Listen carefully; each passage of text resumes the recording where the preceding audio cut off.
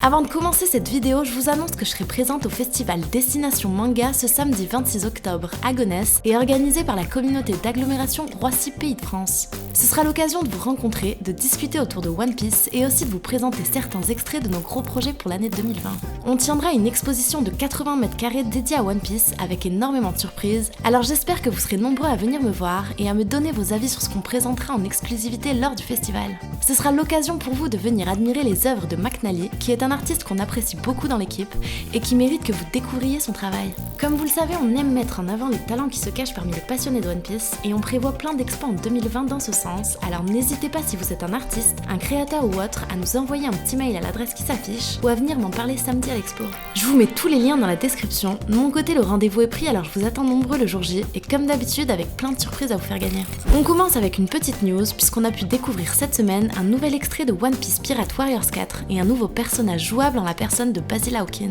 On peut voir dans ce court extrait ses animations de combat et un teasing de son attaque spéciale. Le chapitre 959 sorti cette semaine contenait une erreur majeure qu'Oda et le Jump ont rectifié cette semaine. Dans les dernières pages, on pouvait lire que le flashback d'Oden commençait il y a 39 ans, mais au final, la date n'était pas la bonne et elle a été changée. Le flashback se déroule officiellement il y a 41 ans, ce qui pourrait changer pas mal de choses, surtout avec les révélations sur Oden qui devraient nous arriver dans le chapitre 960, je l'espère. Conserver une précision à ce niveau-là est primordial car chaque événement a pu avoir des conséquences sur un autre, leur placement dans la timeline est donc capital. Oda insiste beaucoup sur les dates en ce moment, avec par exemple les événements de God Valley s'étant déroulés il y a 38 ans, on devrait avoir une partie des réponses dans le prochain chapitre 960 et découvrir enfin qui était vraiment le désormais légendaire Oden Kotoki. Et parlons un peu des chiffres de vente de One Piece qui continuent d'atteindre des sommets mais qui sont rattrapés de plus en plus par le manga Kimetsu no Yaiba qui réalise un petit exploit. Chaque année et à chaque sortie, One Piece impose sa suprématie en tant que manga le plus vendu au Japon, avec un écart avec le second ayant atteint jusqu'à 30 millions de ventes certaines années.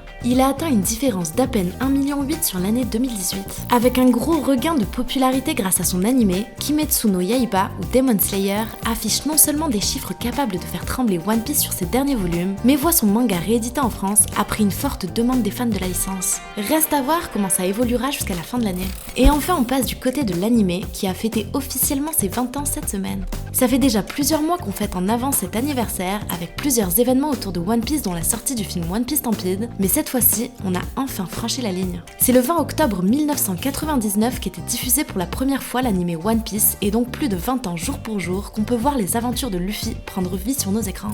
On arrive à la fin de ces Weekly News, vous êtes maintenant au courant des dernières actus autour de One Piece. Quant à moi, je vous donne rendez-vous ce week-end au festival Destination Manga, j'espère que je pourrai voir le maximum d'entre vous là-bas et d'ici là, portez-vous bien.